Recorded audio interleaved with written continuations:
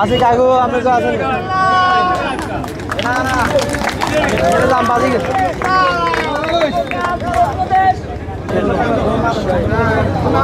একটা হলো আমাদের জলাবদ্ধতা যখনই হবে তখনই আপনার বন্যার মাত্রা বেড়ে যাবে। 2 নম্বর হলো যখনই পানি থাকবে না এই খালগুলোতে এবং তখনই আপনার সেচ ব্যবস্থা খারাপ হবে, যার ফলে আমাদের কৃষির উৎপাদন কমে যাবে। কৃষির উৎপাদনশীলতা যদি আমাদের বাড়ে দেওয়া উৎপাদন, তাহলে 2টা মাত্র রাস্তা।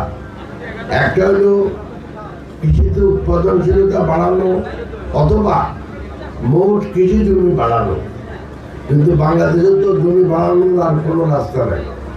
আমাদের প্রতিটি ইঞ্চ জমি কিন্তু আমরা ব্যবহার করতেছি বিভিন্ন কাজে প্লাস কৃষিকাজে।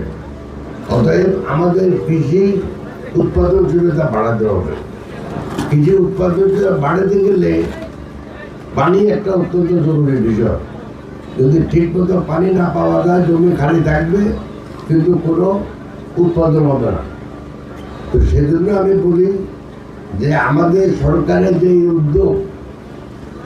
উদ্যোগ এখন থেকে বহু বছর আগে আমাদের দলের প্রতিষ্ঠাতা শহীদ প্রেসিডেন্ট জিয়া রহমান সাহেব নিয়েছিলেন, তারপরে এই জিনিসটা স্থিমিত হয়ে পড়ে ইতিমধ্যে জলবায়ু পরিবর্তনের কারণে এবং ভূগর্ভস্থ পানির স্তর কমে যাওয়াতে এবং জলাবদ্ধতার জন্য বিভিন্ন সময় বিভিন্ন শহরে পানি জমে থাকার কারণে আমাদের এই খাল খনন কর্মসূচি অত্যন্ত জরুরি।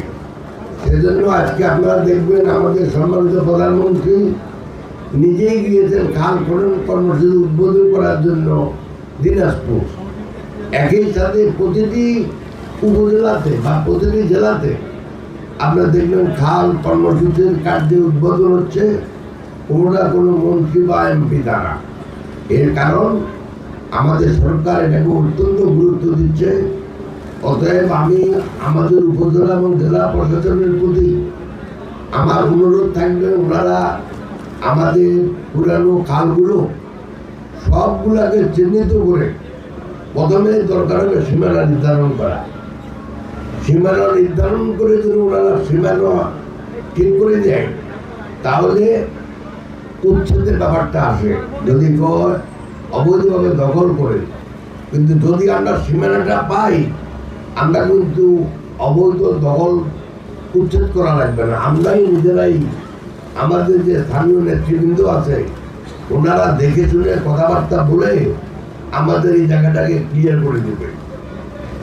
যে 42টা খাল আছে, এর প্রতিটি খাল অতি সত্তর এটাকে সীমানা নির্ধারণ করে এগুলো যদি দেখা যায় যে দখল করে আছে সেগুলি আমরা নিজেরা কথাবার্তা বলে আমরা ক্লিয়ার করব। তারপরে চায়ন করা হবে। সাথে সাথে যদি ইনশাল্লাহ আমাদের যদি আমরা নদীগুলোর সাথে সংযোগ করে দিতে পারি তাহলে জলাবদ্ধতা কমে যাবে। যাই হোক, আমি আমার কথা অত্যন্ত একটা জরুরি বিষয়।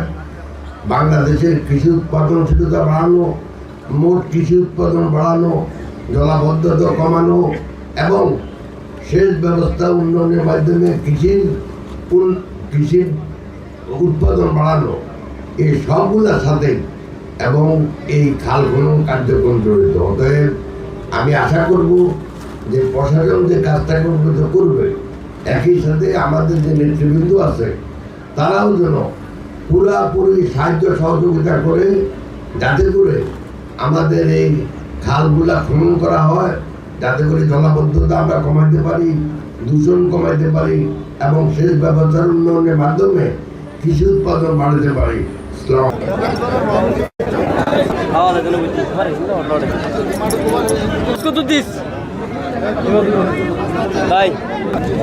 আছে কাকু আপনি তো আছেন না না এটা দাম বাজি গেছে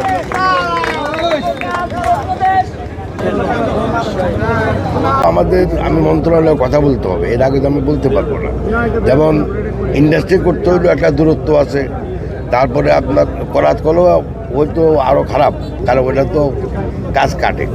তো এটা নিয়ে মন্ত্রণালয় একটা সিদ্ধান্ত নেবেই, এই মুহূর্তে আমি জানি না। মন্ত্রী মহোদয়, আপনি তো বলছেন যে জলবায়ু পরিবর্তনের কারণে দীর্ঘমেয়াদী পরিকল্পনার অংশ এটা, যেটা যে খাল খনন, যাতে করে আমরা পুরা বছর একদিক দিয়া পানি নিষ্কাশন যেন হয়, অন্য দিক দিয়া যেন আমাদের সেচ ব্যবস্থার জন্য আমরা যেন পানি পাই। কারণ এই দুইটা একটার সাথে একটা যদি আলাদা কাজ, কিন্তু যদি আপনি পানি না থাকে তো কোনোভাবে আপনি ফসল উৎপাদন করতে পারবেন না। তো সেই জন্য আমি মনে করি যে এটাই দীর্ঘমেয়াদী কাজের একটা অংশ।